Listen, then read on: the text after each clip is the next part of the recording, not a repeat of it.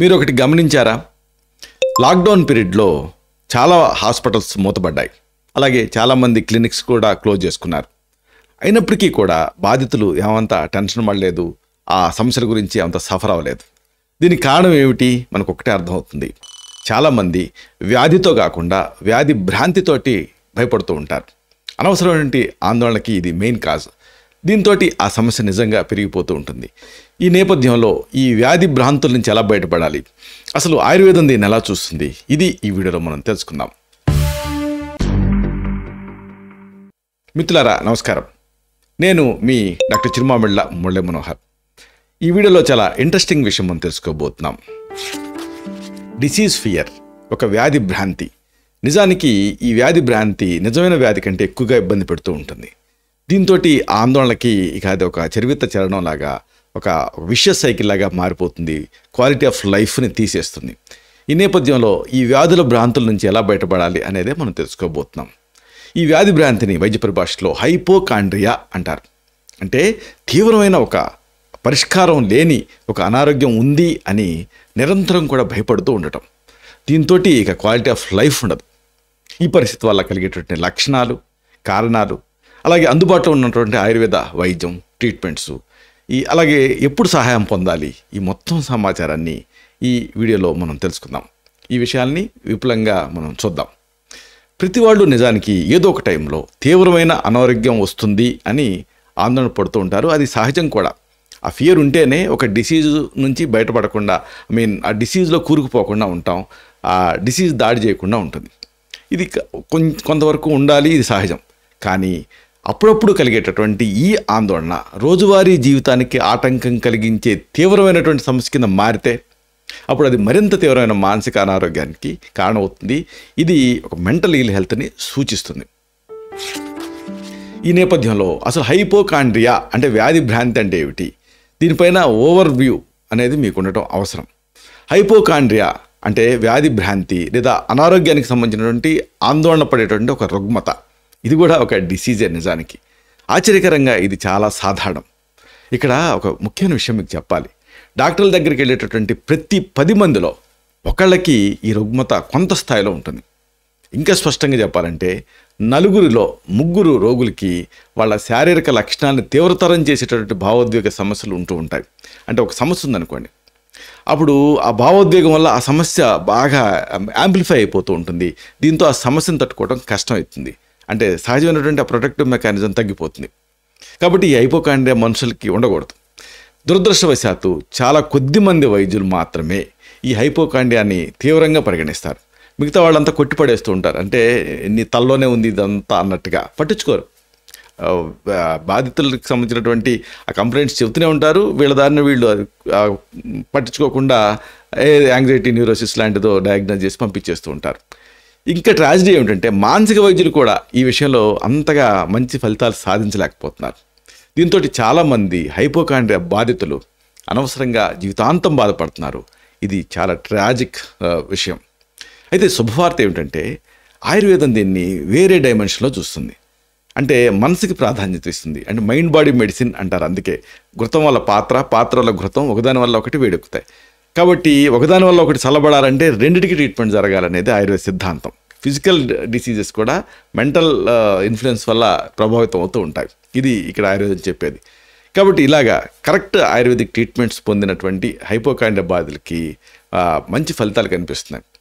ఇక్కడ ఆయుర్వేదంలో కూడా సైకో యాక్టివ్ మందులు ఉంటాయి. వీటి ప్రత్యేకత ఏంటంటే సురక్షితమైనవి. అంటే వేరే సైడ్ ఎఫెక్ట్స్ కనిపించవు వీటి వల్ల. అలాగే డిపెండెన్సీ కూడా ఉండదు. అంటే మానసిక స్థితిని, ప్రవర్తనని ప్రభావితం చేసేటటువంటి మందులు. అలాగే అద్రవ్యభూత చికిత్సలు కూడా ఉన్నాయి. అంటే ఏ మందు ఇవ్వకుండా చేసేటటువంటి ధ్యానం, జపం ఇలాంటివి. ఇవి కూడా చక్కటి ఫలితాలను ఇస్తున్నాయి, ఎస్పెషల్లీ ఇలాంటి హైపోకాండ్రియాతో బాధపడేటువంటి వ్యాధిగ్రస్తులకి. అయితే అసలైన విషయం ఏంటంటే హైపోకాండ్రియాకి కారణాలు ఏమిటి అనేది తెలుసుకోవటం అనేది అవసరం. హైపోకాండ్రియా బాధితులు అనారోగ్యాన్ని నిజానికి నటించడం లేదు. చాలామంది అనుకుంటూ ఉంటారు నటిస్తున్నారేమో అనుకుంటారు, కానీ నటించడం లేదు. వాళ్ళ లక్షణాలు వాళ్ళ మట్టుకు వాళ్ళకి నిజంగానే ఉంటాయి, నిజమైనవే. అంటే అలా ఎంబైబ్ చేసేసుకుంటూ ఉంటారు, నమ్ముతారు నిజంగా. కానీ ఈ లక్షణాలను వాళ్ళు అన్వయించుకునేటువంటి తీరులో సమతుల్యత అనేది ఉండదు. ఇక్కడ అసలైనటువంటి మామూలు వాళ్ళకి వీళ్ళకి తేడా.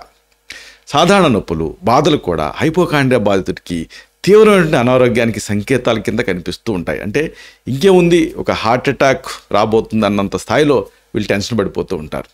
హైపోకాండ్రియా సాధారణంగా 20 నుంచి 30 ఏళ్ల వయసులో స్టార్ట్ అవుతుంది. నిజానికి ఇది ఏ వయసులోనైనా అభివృద్ధి చెందొచ్చు. కాకపోతే ఇది ఒక కెరీర్ మీద ఫోకస్ ఉన్న ఏజ్లో స్టార్ట్ అవుతుంది, 20 నుంచి 30 ఏళ్ళు. ఇక అక్కడ నుంచి కెరీర్ నాశనం అవుతుంది. ఈ పరిస్థితి మామూలుగా ఈ మహిళలకు సంబంధించినటువంటి ఒక రుగ్మత కింద అనుకుంటూ ఉంటారు. సమాజం కూడా అలా చిత్రీకరిస్తుంది. అంటే లేడీసే ఇలా చెప్తూ ఉంటారేమో అనుకుంటూ ఉంటారు, కానీ ఇది మగవాళ్ళలో కూడా అంతే సాధారణంగా కనిపిస్తుంది. ఇక్కడ ఇంకొక ముఖ్యమైన విషయం చెప్పాలి. ఒంటరిగా ఉండేటటువంటి వ్యక్తులు దీనికి ఎక్కువగా గురయ్యేటటువంటి అవకాశం ఉంది. ఎందుకంటే ఆ ఒంటరిగా ఉన్నప్పుడు ఏం జరుగుతుంది, ఎక్కువ టైము వాళ్ళు గడుపుతూ ఉంటారు ఆ పర్సనల్ స్పేస్లో. ఇలాంటి ఏకాంతం వాళ్ళ ఆరోగ్యం గురించి అతిగా ఆలోచించడాన్ని పెంచుతుంది. దీంతో ఇక అతిగా ఆలోచిస్తూ ఉంటారు. కొంతమంది పరిశోధకులు ఈ హైపోకాండ్రియాకి జీవ సంబంధమైనటువంటి ఆధారం ఉంది అని నమ్ముతున్నారు. అంటే మెదడులో నరాలు తప్పుగా ప్రేరేపించబడేటటువంటి, అంటే మిస్ఫైరింగ్ ఒక నమూనా వల్ల ఈ బాధితులు ఆ శారీరక అనుభూతులకి అసాధారణంగా సున్నితంగా సెన్సిటివ్గా మారుతూ ఉంటారనే సిద్ధాంతం. అయితే ఇక్కడ ఇంకొక ముఖ్యమైన అబ్జర్వేషన్ ఉంది. పెంపకం కూడా ఒక కారకం అయ్యే అవకాశం ఉంది. హైపోకాండ్రియా ఉన్నటువంటి తల్లిదండ్రుల పిల్లలు సాధారణ కుటుంబాల కంటే ఎక్కువగా ఈ ఎమర్జెన్సీ ట్రీట్మెంట్స్ తీసుకుంటూ ఉంటారనేది ఒక అధ్యయనం. అలాంటి తల్లిదండ్రులకి ఉన్నటువంటి అలాంటి పిల్లలు, అంటే వీళ్ళల్లో వైకల్యం, ఆత్మహత్యకి సంబంధించినటువంటి ఆ భావనలు, ఆ ప్రవర్తన ఇలాంటివి కూడా ఎక్కువగా కనిపిస్తూ ఉంటాయి. బహుశా ఆ పిల్లలు కేవలం ఆ తల్లిదండ్రుల ప్రవర్తనని అనుకరిస్తూ ఉంటారని మనం అనుకోవచ్చు. తల్లిదండ్రులు కంగారు పడే నేచర్ ఉంటే పిల్లలకు కూడా అదే నేచర్ ఉంటూ ఉంటుంది. ఎందుకంటే పిల్లలు అనుకరిస్తూ ఉంటారు కాబట్టి. అతిగా రక్షణ కల్పించేటటువంటి తల్లిదండ్రులు ఉంటారు కొంతమంది. వాళ్ళ పిల్లలు వాళ్ళ ఆరోగ్యం పట్ల అతి జాగ్రత్తగా ఉండేలాగా తెలియకుండానే కారణమవుతూ ఉంటారు. అంటే జస్ట్ కొంచెం జారి పడితే అమ్మమ్మో జారి పడ్డాడని, లేకపోతే ఇంటికి టైంకి రాకపోతే ఇంకేముంది యాక్సిడెంట్ అయిపోయిందని ఇలా టెన్షన్ పడుతూ అదే విషయాన్ని ఫోన్లో అడిగేస్తూ ఉంటారు. అదే విషయాన్ని చెబుతూ ఉంటారు కూడా, ఏమైనా యాక్సిడెంట్ అయిందా అని. ఇలాగా దాంతో ఆ పిల్లలకి కూడా అదే అలవాటు అయ్యేటటువంటి అవకాశం ఉంది. ఇదొక సిద్ధాంతం. ఇది కూడా కారణం అయ్యేటటువంటి అవకాశం ఉంది. ఇక కొంతమంది పరిశోధకులు హైపోకాండ్రియా కేవలం భావోద్వేగ గాయాలను ఎదుర్కోవటానికి ఒక వ్యూహం అని నమ్ముతారు. అంటే ఒక ట్రామా ఉందనుకోండి, ఆ ట్రామాని తట్టుకోలేకపోతున్నారు అనుకోండి, అప్పుడు హైపోకాండ్రియాని ఆహ్వానిస్తారు. అంటే దగ్గర వాళ్ళ మరణం, లేకపోతే విడాకులు, ఇలాంటివి ఒక ముఖ్యమైన కారణాల కింద ఉంటూ ఉంటాయి. అప్పుడు వాళ్ళు హైపోకాండ్రియా కింద మారిపోతారు. ఇలాంటి ట్రామా వల్ల కలిగేటటువంటి ఆ భావోద్వేగ తీవ్రత ఎంత అధికంగా ఉంటుందంటే ఆ వ్యక్తి దాని పట్ల ఒక వెర్రి భయాన్ని పెంచేసుకొని ఆ వ్యాధి కింద కూరుకుపోతూ ఉంటాడు. ఈ సందర్భంగా అసలు ఆయుర్వేద దృక్పథం అనేది తెలుసుకోవాలి. ఆయుర్వేదం ప్రకారంగా మానసిక ఆందోళనలు, భయాలు ఇవన్నీ కూడా వాతదోషం, ముఖ్యంగా వ్యానవాయు, అంటే శరీరం అంతా ప్రసరించేటటువంటి నాడీ వ్యవస్థ పనితీరుని నియంత్రించేటటువంటి ఈ వ్యానవాయు తాలూకు వికృతి కింద, అసమతుల్యత కింద ఆయుర్వేదం భావిస్తుంది. ఇక్కడ ఒక ముఖ్యమైన విషయం ఉంది.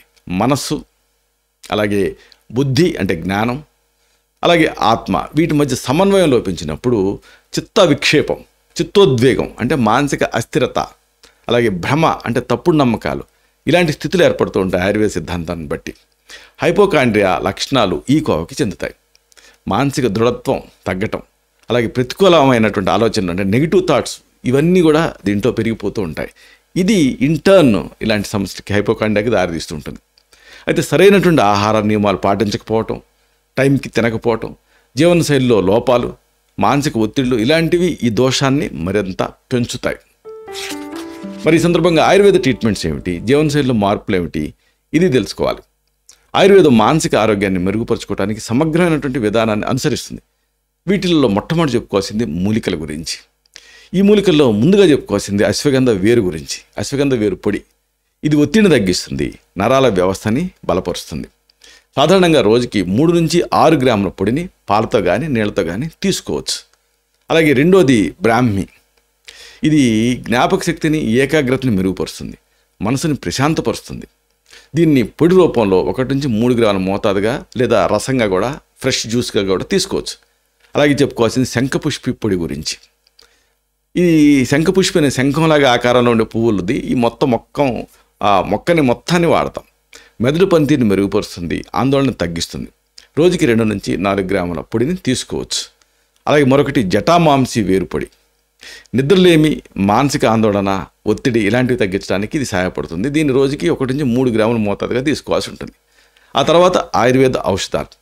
ముందుగా చెప్పుకోవాల్సింది మానసమిత్ర వటకం గురించి. ఇది అనేక మూలికల మిశ్రమం. మానసిక ఒత్తిడి, ఆందోళన, నిద్రలేమి ఇలాంటి సమస్యలకి దీన్ని ఉపయోగిస్తూ ఉంటాం. సాధారణంగా రోజుకి 2 సార్లు, ఉదయం ఒకసారి, రాత్రికి ఒకసారి, పూటకి 1 నుంచి 2 మాత్రల చొప్పున వైద్య సలహాతో దీన్ని వాడాల్సి ఉంటుంది. అలాగే సరస్వతారిష్టం. ఇది జ్ఞాపక శక్తిని, మేధోశక్తిని పెంచే ఒక టానిక్, పులియబెట్టినటువంటి ఔషధ కషాయం. ఈ మానసిక ప్రశాంతతని ఇది కలిగిస్తుంది. సాధారణంగా భోజనం తర్వాత 1 టేబుల్ స్పూన్ నుంచి 2 టేబుల్ స్పూన్ల మోతాదుగా సరిసమానంగా అంతే పరిమాణంలో నీళ్లతో కలిపి దీన్ని రోజుకి 2 సార్లు తీసుకోవాల్సి ఉంటుంది. ఇక లైఫ్ స్టైల్ కూడా ముఖ్యం. వీటిలో ముఖ్యమైనది మెడిటేషన్, ధ్యానం. రోజు కొంత టైము ధ్యానం చేయడం వల్ల మనసు నిలకడగా ఉంటుంది, అనవసరమైన ఆలోచనలు తగ్గుతాయి. అలాగే ప్రాణాయామం, అనులోమ విలోమ, భ్రామరి ఇలాంటి శ్వాస వ్యాయామాలు నర్వస్ సిస్టమ్ని శాంతపరుస్తాయి, ఆందోళనని తగ్గిస్తాయి. అలాగే యోగాసనాలు, తాడాసనం, వృక్షాసనం, శవాసనం ఇలాంటి ఆసనాలు శారీరక మానసిక సమతుల్యతని పెంచుతాయి. ఇంకా పంచకర్మలు, ముఖ్యంగా వైద్య పర్యవేక్షణలో శిరోధార అంటే నుదుటి మీద ఔషధ తైలాన్ని ధారగా పోయటం ఇలాంటి ట్రీట్మెంట్స్ మానసిక ఒత్తిడిని, ఆందోళనని తగ్గించడానికి సహాయపడతాయి. అలాగే అన్నిటికీ మించి సమతుల్యమైనటువంటి ఆయుర్వేద సాత్విక ఆహారం, సులభంగా జీర్ణమయ్యేటటువంటి సాత్విక ఆహారం తీసుకోవటం మనసుకి, ఆరోగ్యానికి చాలా మంచిది. ఇక్కడ ఈ ఆయుర్వేద మూలికలు కానీ, ఔషధాలు కానీ వీటిని తప్పనిసరిగా వైద్య పర్యవేక్షణలో మాత్రమే తీసుకోవాల్సి ఉంటుంది. అయితే ఎప్పుడు సహాయం పొందాలి, వైద్య సహాయం అనేది కూడా తెలుసుకోవాలి. అంటే ఇప్పుడు మిమ్మల్ని 4 రకాల కండిషన్స్ ఉన్నప్పుడు వైద్య సహాయం అనేది తప్పనిసరి. ఉదాహరణకు మీరు ఏదైనా ఒక అనారోగ్యం గురించి విన్నప్పుడు అది మీకే ఉంది అన్నట్టు భయపడిపోతూ ఉంటారా? ఇదొకటి. అప్పుడు మీరు వైద్య సహాయం పొందాలి. రెండోది, మీరు అనారోగ్యంతో లేరు అని భరోసా ఇవ్వమని పదే ఫ్రీక్వెంట్గా మీ కుటుంబ సభ్యుల్ని, మీ స్నేహితులను అడుగుతూ ఉంటారా? నాకు లేదు కదా అని మరి మాటికి ఆ డిసీజ్ గురించి అడుగుతున్నారనుకోండి, అప్పుడు కూడా మీరు వైద్య సహాయం పొందాలి. అలాగే మీరు ఏదైనా ఒక నిర్దిష్ట వ్యాధి గురించి తీవ్రంగా ఆలోచిస్తున్నారనుకోండి, అదే ఎప్పుడు కూడా మిమ్మల్ని సతమతం చేస్తుంది అనుకోండి ఒక వ్యాధి, అప్పుడు కూడా మీరు హైపోకాండియా అని అర్థం, దానికి ట్రీట్మెంట్ అవసరం. ఇంకా మీరు డాక్టర్ షాపింగ్ చేస్తుంటే కూడా, అంటే రోగ నిర్ధారణని మీరు రిజెక్ట్ చేసి ఇంకొక డాక్టర్ దగ్గరికి వెళ్తున్నారనుకోండి, ఉదాహరణకి మీకు గుండె నొప్పి ఉందేమో అని అనుమానం వచ్చింది, ఒక డాక్టర్ దగ్గరికి వెళ్ళారు. ఆ డాక్టర్ సరిగ్గా ఏదో ఫోన్లో మాట్లాడుతూ నేను చెప్పింది వినలేదు, నాకు గుండె జబ్బు ఉంది అని మళ్ళీ ఇంకో డాక్టర్ దగ్గరికి వెళ్ళారనుకోండి, అప్పుడు మీకు హైపోకాండియా అనే సమస్య ఉందని అర్థం. అప్పుడు కూడా ఈ వ్యాధి గురించి మీరు వైద్య సలహా తీసుకోవాలి. అంటే మీకు హైపోకాండియా ఉండొచ్చు అని మీకు అనుమానం వస్తే ఈ ట్రీట్మెంట్కి సంబంధించి చక్కటి ఆయుర్వేద ఔషధాలు, అలాగే పంచకర్మలు ఇలాంటివి మీకు ఉపయోగపడతాయి. ఎందుకంటే ఒక సైకోట్రాపిక్ డ్రగ్స్ వల్ల వచ్చేటటువంటి సైడ్ ఎఫెక్ట్స్ ఈ ఆయుర్వేద ఔషధాలతోటి ఉండవు. కాబట్టి సెలెక్టివ్గా మీకు సరిపోయేటటువంటి ఔషధాన్ని మీకు ప్రిస్క్రైబ్ చేయాల్సి ఉంటుంది. దీంతో మీరు ప్రశాంతమైన జీవితాన్ని గడపగలుగుతారు. కాబట్టి ధైర్యంగా మీరు ముందడుగు వేయచ్చు. అప్పుడు మీ మనసు మిమ్మల్ని డిస్టర్బ్ చేస్తుంది కదా, మీరు మీ మనసుకి కమాండ్ ఇవ్వచ్చు. ఓ మనసా, భయాన్ని వీడు, అనారోగ్యపు నీడల నుంచి బయటపడు, ఆరోగ్యపు వెలుగులోకి రా అని మీరు మీ మైండ్ని కంట్రోల్ చేయొచ్చు. ఇలాంటి మరిన్ని ఇన్ఫర్మేటివ్ వీడియోస్ కోసం ఈ ఛానల్ సబ్స్క్రైబ్ చేసుకోండి. అలాగే ఈ వీడియోలు అప్లోడ్ అవడంతోనే ఆ విషయం మీకు తెలియాలనుకుంటే బెల్ బటన్ క్లిక్ చేయండి. అప్పుడు మీకు నోటిఫికేషన్ వస్తుంది. ఆ నోటిఫికేషన్ మీరు క్లిక్ చేస్తే ఆ వీడియోని మిస్ కాకుండా చూడగలుగుతారు. అలాగే ఈ వీడియో మీకు నచ్చితే లైక్ చేయండి. అప్పుడు ఇది మరింత ఎక్కువ మందికి రికమెండ్ అవుతుంది. ఈ వీడియో తలకు పర్పస్ సర్వ్ అవుతుంది. అంటే అందరికీ ఆరోగ్యాన్ని మన అభిలాష, మన ఆకాంక్ష నెరవేరుతాయి. అలాగే ఇంకొక ముఖ్యమైన విషయం, మీరు ఇలాంటి వ్యాధి భయం, రోగ భయంతో బాధపడుతూ ఉంటారా? అప్పుడు మీ ఫీలింగ్స్ ఏమిటి? వీటిని కామెంట్ సెక్షన్లో పోస్ట్ చేయండి. అప్పుడు ఇది మన ఇతర సబ్స్క్రైబర్స్కి అందరికీ కూడా చేరుతుంది. దీంతో ఒక హెల్దీ కమ్యూనిటీ బిల్డప్ అవుతుంది. శతం జీవ శరదో వర్ధమానః, శతం హేమంతాన్ శత వసంతాన్. 100 శరత్తులు, 100 హేమంతాలు, 100 వసంతాలు వర్ధిల్లుతూ జీవించండి. Stay healthy, stay happy, be positive, keep smiling. Love you all. శుభం.